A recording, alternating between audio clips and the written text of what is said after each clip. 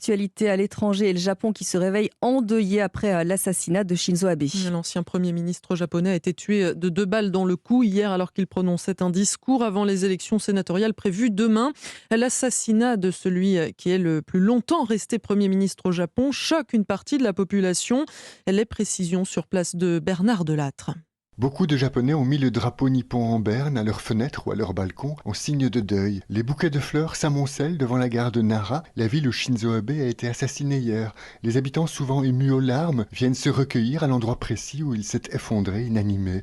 La plupart des chaînes de télévision ont poursuivi leurs éditions spéciales pendant toute la nuit. Ce matin, elles ont retransmis en direct le départ pour Tokyo du convoi funéraire transportant la dépouille de l'ex-chef de gouvernement. Dans la capitale, on ne trouvait pas toujours facilement les grands quotidiens. Dès l'aube, les Tokyoïtes se sont rués sur les kiosques. La presse sous le choc rappelle notamment qu'en 1960, déjà, le grand-père de Shinzo Abe, qui était alors Premier ministre, avait été grièvement blessé par un déséquilibré qui lui avait asséné plusieurs coups de couteau. Sur les réseaux sociaux, ici, les commentaires s'accumulent sous le hashtag « Nous voulons la démocratie, pas la violence ». Et sur Twitter, YouTube ou TikTok, les innombrables vidéos tournées par des badauds au moment du drame et qui n'ont pas encore été retirées plongent les Japonais dans un état qui oscille entre la sidération, le chagrin et la colère. Tokyo, Bernard Delattre, Europe 1.